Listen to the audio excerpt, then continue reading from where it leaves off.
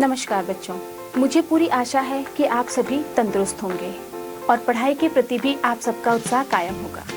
बच्चों, आज हम 9वीं कक्षा के विज्ञान का पहला पाठ हमारे आसपास के पदार्थ पढ़ना शुरू करेंगे। इस चैप्टर में हम ये पढ़ेंगे कि पदार्थ किन चीज़ों से बना होता है, ये कण किस प्रकार से व्यवस्थित होते हैं, पदार्थ के अभिलाक्षणिक गुण क्या क्या हैं।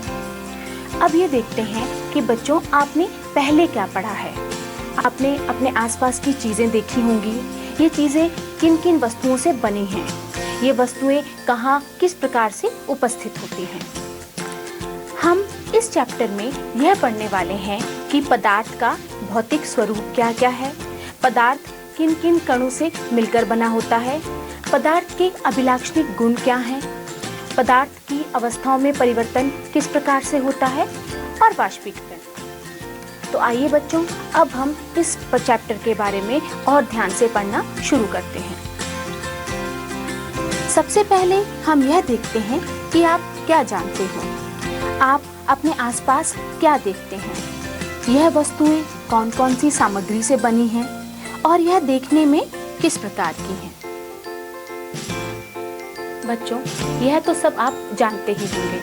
आइए अब हम यह देखते हैं कि इस पाठ में हमने क्या सीखना है। सबसे पहली चीज़, पदार्थ का भौतिक स्वरूप, पदार्थ के कणों के अभिलाक्षणिक गुण, पदार्थ की अवस्थाएं, क्या पदार्थ अपनी अवस्था परिवर्तन कर सकता है, और वाष्पीकरण। इन चीज़ों के बारे में आइए अब हम विस्तार पूर्वक चर्चा करते हैं। चलो बच्चों, सबसे पहले हम पदार्थ और उसकी अवस्थाओं के बारे में सीखते हैं। बच्चों, आप अपने आसपास के पदार्थों को ध्यान से देखें। ये कितने प्रकार के हैं। हम पाते हैं कि पदार्थ अपने 3 रूपों में होते हैं, ठोस, द्रव और गैस। पदार्थ की अवस्थाएं उसके कणों की विभिन्न विशेषताओं के कारण होती हैं। बच्चों, अपने चारों ओर नज़र दौड़ाने पर हमें विभिन्न प्रकार की वस्तुएं नजर आती हैं, जिनका आकार, आकृति और बनावट अलग अलग होता है। इस विश्व में प्रत्येक वस्तु जिस सामग्री से बनी है उसे पदार्थ कहते हैं। पदार्थ वह वस्तु है जो स्थान घेरती है और जिसका द्रव्यमान होता है। पदार्थ छोटे छोटे कणों से मिलकर बना होता है। बच्चों, आपने अपने घरों में जरूर देखा होगा कि जब सूर्य का प्रकाश एक खिड़की या रोशनदान से अंदर आता है, तब हमें इस प्रकाश में छोटे छोटे कण तैरते दिखाई देते हैं। आप इन कणों के अंतर्गत रिक्त स्थानों को भी देख पाएंगे। आइए बच्चों, अब हम इसे एक क्रियाकलाप से समझते हैं।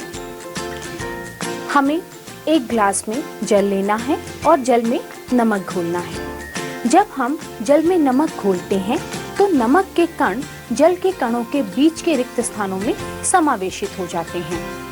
इसके कारण जल के स्तर में कोई बदलाव नहीं आया।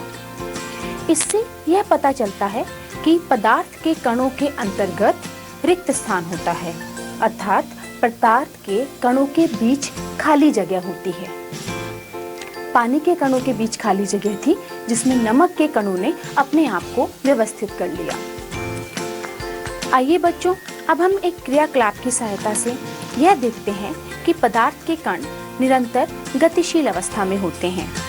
पानी के एक गिलास में एक सिरे पर सावधानी से एक बूंद लाल या नीली स्याही की डाल दें। इस ग्लास को बिना हिलाए देखें कि कैसे एक बूंद स्याही के कण पानी में गतिशील कणों के कारण अलग अलग हिस्सों में पहुंच गए, जिसके कारण यह स्याही पूरे पानी में घुल गई। पदार्थ मुख्यतः 3 अवस्थाओं में पाया जाता है, ठोस, द्रव और गैस। ठोस अवस्था का एक निश्चित आकार और आयतन होता है। इसके कणों का आकर्षण बल बहुत अधिक होता है और इनके कणों के बीच रिक्त स्थान न के बराबर होता है। यह कण अपने ही स्थान पर उपस्थित होते हैं। अलग अलग बर्तनों में रखने पर भी ठोस के कण या ठोस पदार्थ अपना आकार परिवर्तित नहीं करता है। जबकि यदि हम द्रवों की बात करें तो द्रवों का ना तो निश्चित आकार होता है, लेकिन उनका आयतन निश्चित होता है। उन्हें जिस बर्तन में डाला जाता है वो उसी बर्तन का शेप ले लेते हैं। इनके कणों के मध्य आकर्षण बल भी ठोसों की तुलना में थोड़ा कम होता है। ठोसों के मुकाबले कम आकर्षण बल के कारण ही कणों के मध्य रिक्त स्थान भी पाया जाता है। द्रवों के कण एक खास पैटर्न में व्यवस्थित होते हैं। ठोस और द्रव के मुकाबले यदि हम गैसीय अवस्था की बात करें तो गैसीय अवस्था के कणों के मध्य आकर्षण बल बहुत कम यानी कि न के बराबर होता है और इनके कणों के मध्य रिक्त स्थान बहुत ज्यादा होता है। गैसों के कण बहुत अधिक गतिशील होते हैं, अर्थात आकर्षण बल मात्र न के बराबर है। जब हम पानी से भरे एक बीकर में एक पत्थर को फेंकते हैं तो आप क्या देखते हैं? पत्थर डूब जाता है। पत्थर क्यों डूबा? पत्थर इसलिए डूबता है क्योंकि पत्थर का घनत्व द्रव से ज्यादा है। तो जब हम ठोस पदार्थ और द्रव की बात करते हैं तो ठोस पदार्थों का घनत्व द्रव और गैसों की तुलना में ज्यादा होता है।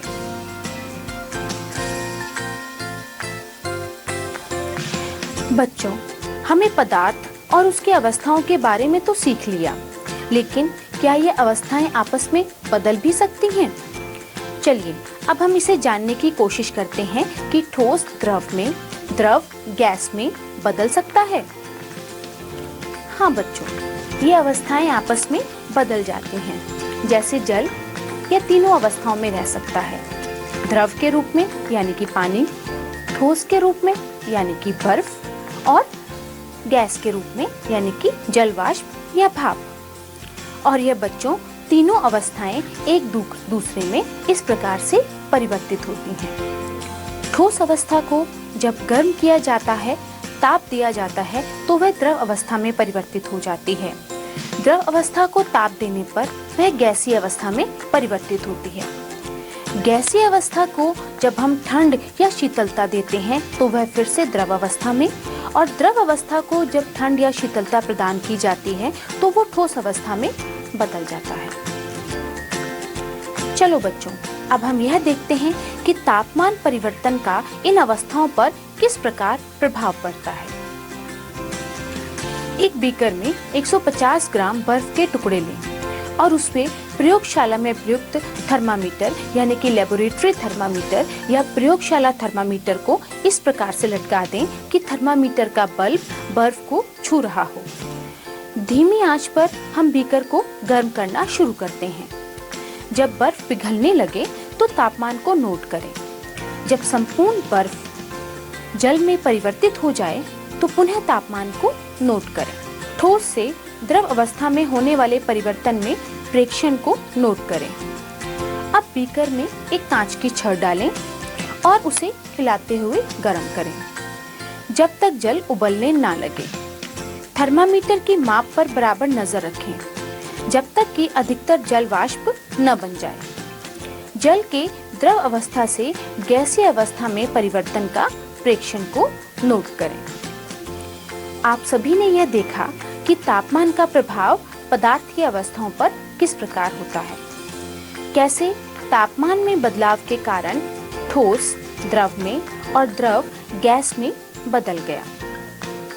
जब ठोस अवस्था पिघलकर द्रव अवस्था में परिवर्तित होती है तो वह तापमान उस ठोस पदार्थ का गलनांक कहलाता है। बर्फ का गलनांक 0 डिग्री सेल्सियस होता है, या अगर हम इसे केल्विन में व्यक्त करें तो बर्फ का गलनांक 273 केल्विन होता है। बच्चों, वह तापमान जिस पर द्रव उबलने लगता है वह तापमान उस पदार्थ का या उस द्रव का क्वथनांक या उबलन अंक कहलाता है। जल का क्वथनांक 100 यानी कि 100 डिग्री सेल्सियस होता है, और यदि हम इसे केल्विन में व्यक्त करें तो यह 373 केल्विन होता है। बच्चों, यह तो हमें पता चल गया कि अवस्थाएं बदलती हैं, लेकिन यह क्यों बदलती हैं? इसके कारण क्या हैं? हम उन कारणों के बारे में भी पढ़ेंगे।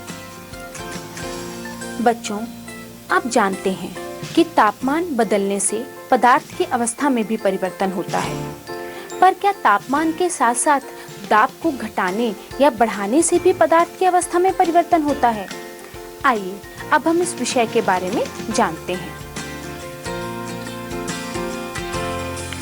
कम तापमान पर जब हम किसी गैस पर दबाव डालते हैं तो इसके कणों में आपसी आकर्षण बल बढ़ जाता है और यह बल कणों की गतिशीलता को कम कर देता है और यह कण एक दूसरे के निकट आ जाते हैं। अगर हम दाब को और अधिक बढ़ा दें तो यह कण और भी नजदीक आ जाते हैं और पदार्थ द्रव अवस्था से ठोस अवस्था में परिवर्तित हो जाता है।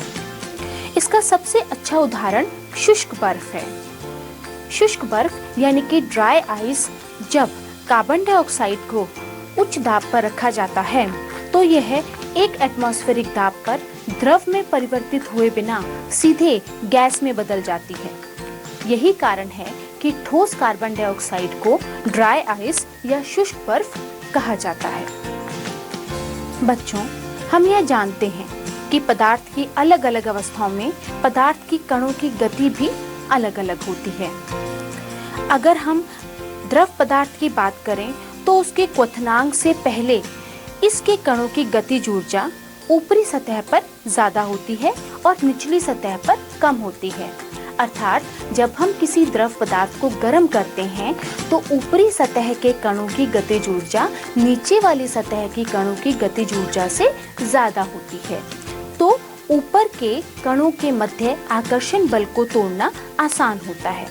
इसी कारण द्रव गैसीय अवस्था में आसानी से परिवर्तित हो जाता है और इस क्रिया को हम वाष्पीकरण कहते हैं। अर्थात जब कोई भी द्रव अपने क्वथनांक से कम तापमान पर द्रव अवस्था से गैस अवस्था में बदल जाए तो यह प्रक्रिया वाष्पीकरण कहलाती है।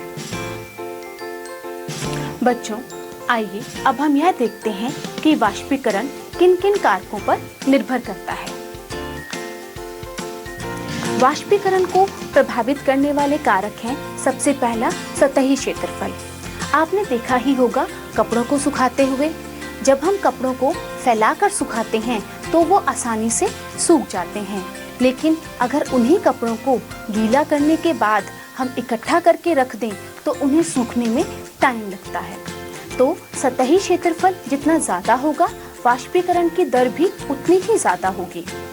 वाष्पीकरण को प्रभावित करने वाला दूसरा कारक है तापमान। हमें पता है गर्मियों में कपड़े सर्दियों की तुलना में जल्दी सूखते हैं, या गर्मियों में अगर आपने फर्श पर पोछा लगाया है तो सर्दियों की तुलना में वो पोछा बहुत जल्दी सूख जाता है। कारण यह है कि गर्मियों में तापमान ज़्यादा होता है और तापमान बढ़ने से वाष्पीकरण की दर भी बढ़ जाती है। तीसरा कारक जिस पर वाष्पीकरण निर्भर करता है वह है आर्द्रता। आर्द्रता का मतलब है हवा में नमी या जल वाष्प की उपस्थिति। जब वातावरण में पहले से ही जल वाष्प उपस्थित है या नमी उपस्थित है तो किसी भी सतह से पानी का उड़ना कम हो जाता है, क्योंकि हमारे वायुमंडल में उस पानी के लिए, उस जल की वाष्प के लिए जगह नहीं होती। तो जब जितनी ज़्यादा आर्द्रता होगी वाष्पीकरण की दर उतनी ही कम होगी। तभी आपने देखा है कि बरसातों के समय में जुलाई अगस्त में जब हल्की सी नमी वातावरण में ज़्यादा होती है तो अगर हम कपड़ों के सूखने का उदाहरण लें तो कपड़े देर से सूखते हैं एज कम्पेयर टू अगर हम मई जून की बात करें जब वातावरण में गर्मी ज़्यादा होती है और आर्द्रता कम होती है। तो आर्द्रता बढ़ने से वाष्पीकरण की दर कम हो जाती है। चौथा कारक जो कि वाष्पीकरण की दर को प्रभावित करता है वह है हवा की गति। बरसातों के टाइम में जब हम बाहर कपड़े नहीं सुखा पाते तो हम क्या करते हैं, घर में पंखे के नीचे भी अपने कपड़े सुखा लेते हैं। हवा अगर तेज चल रही हो और सूर्य का प्रकाश ना हो तो भी वाष्पीकरण बहुत तेजी से होता है। अर्थात हवा की गति वाष्पीकरण की दर को बढ़ाती है। जितनी तेज हवा की गति होगी वाष्पीकरण उतना ही ज़्यादा होगा। तो इस प्रकार वाष्पीकरण 4 मुख्य कारकों पर निर्भर करता है। सबसे पहला कारक है तापमान, सतही क्षेत्रफल, हवा की गति और आर्द्रता। बच्चों, जैसे कि आप सभी को पता है कि सर्दी खत्म होने पर हम सभी अपने गर्म कपड़ों को और कंबलों को संभाल कर रख देते हैं। आपने देखा होगा कपड़े संभालते वक्त हम उसमें नेफ्थलीन बॉल्स, व्हाइट कलर की बॉल्स को डालते हैं, या जिन्हें हम फिनाइल की गोलियां कहते हैं, यह रखी जाती हैं।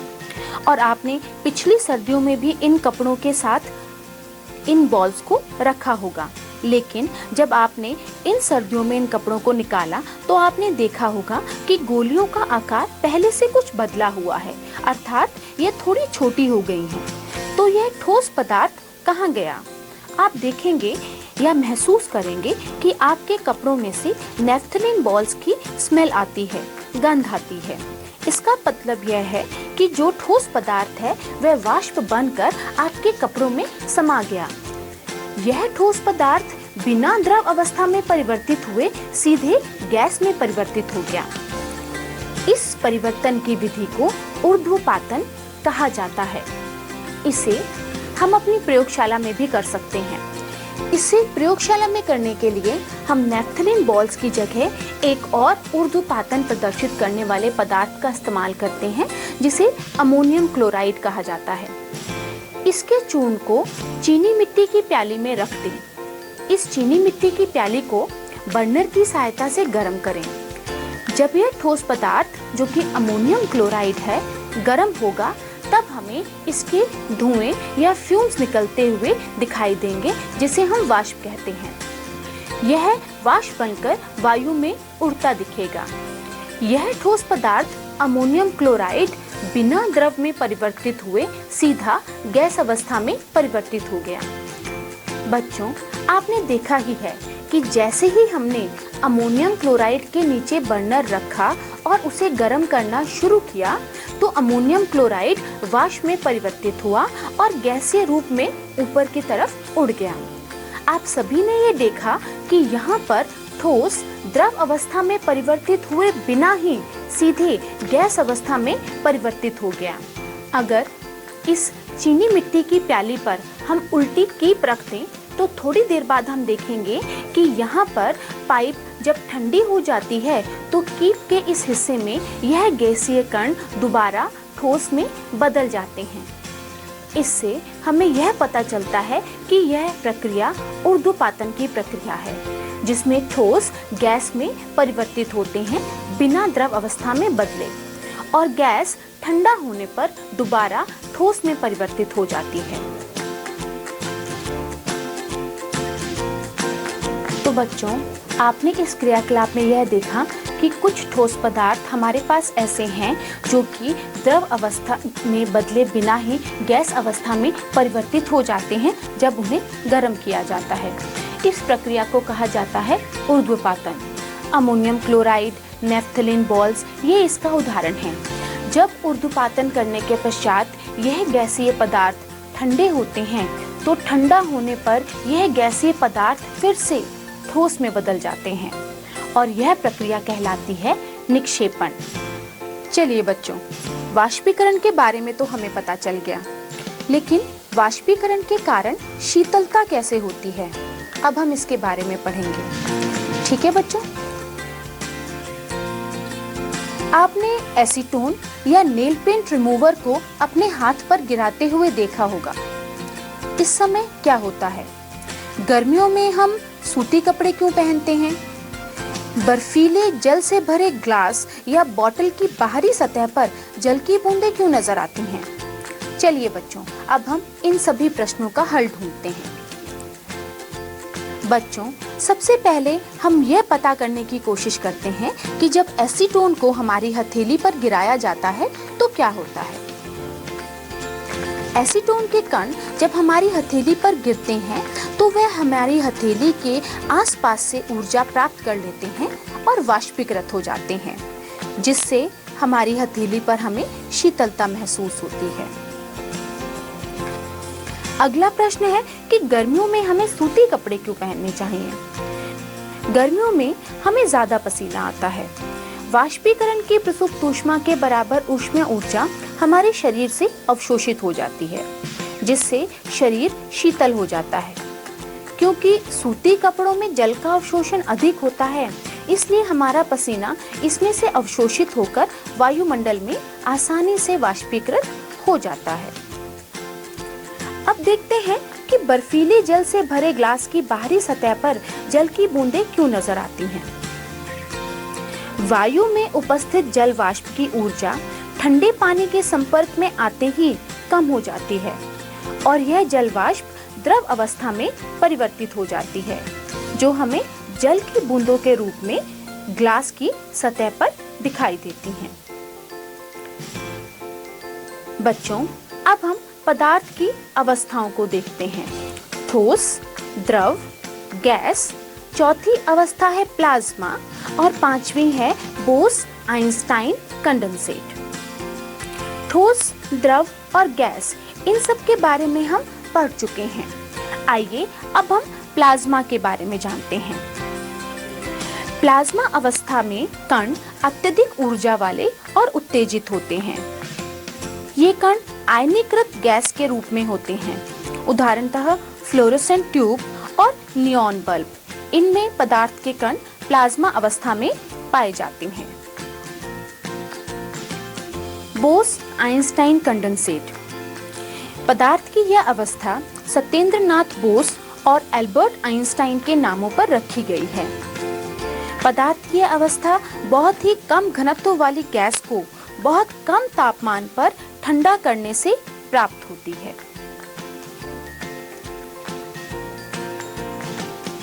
चलिए बच्चों, अब एक बार दोहराई करते हैं जो हमने अब तक सीखा है। जिन वस्तुओं का द्रव्यमान होता है और आयतन होता है, अर्थात वो स्थान घेरती हैं, वो वस्तुएं पदार्थ कहलाती हैं।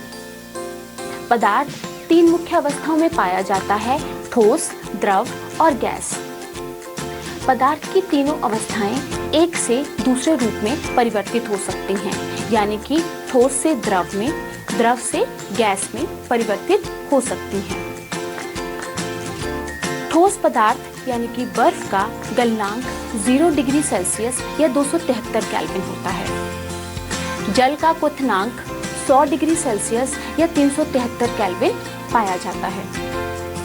पदार्थ की अवस्था में परिवर्तन में दबाव का या दाब का भी बहुत ही महत्वपूर्ण योगदान होता है। वाष्पीकरण के कारण शीतलता होती है। बच्चों, अब मैं आपसे कुछ प्रश्न पूछती हूँ। आशा है कि आपको इनके उत्तर अवश्य आते होंगे। पहला प्रश्न, 373 केल्विन को सेल्सियस में बदलें। इसका आंसर है 100 डिग्री सेल्सियस। जिस तापमान पर ठोस पिघलकर द्रव में परिवर्तित होता है उसे क्या कहते हैं? जिस तापमान पर ठोस पिघलकर द्रव में परिवर्तित होता है उसे क्वथनांक कहते हैं। पदार्थ की नई खोजी हुई दो अवस्थाओं के नाम बताइए। पदार्थ की नई खोजी हुई दो अवस्थाओं के नाम। पहली अवस्था है प्लाज्मा और दूसरी है बोस-आइंस्टाइन कंडेंसेट, या जिसे हम BEC भी कहते हैं। अब हमें मिलान करना है पदार्थ की अवस्थाओं को तापमान से। ठोस अवस्था, द्रव अवस्था और गैस अवस्था। तापमान है 140 डिग्री सेल्सियस, -10 डिग्री सेल्सियस और 90 डिग्री सेल्सियस। तो ठोस अवस्था जो है वो किस तापमान पर पाई जाएगी? -10 डिग्री सेल्सियस पर। जब तापमान बढ़ेगा, लगभग 90 डिग्री सेल्सियस पहुंचेगा, तो द्रव अवस्था आ जाएगी और गैसीय अवस्था 140 डिग्री सेल्सियस पे। बच्चों, इसी के साथ हमारा पहला अध्याय हमारे आसपास के पदार्थ समाप्त होता है। इसे ध्यान से पढ़िए और आप लोग तंदुरुस्त रहिए, खेलते रहिए और पढ़ते रहिए। धन्यवाद।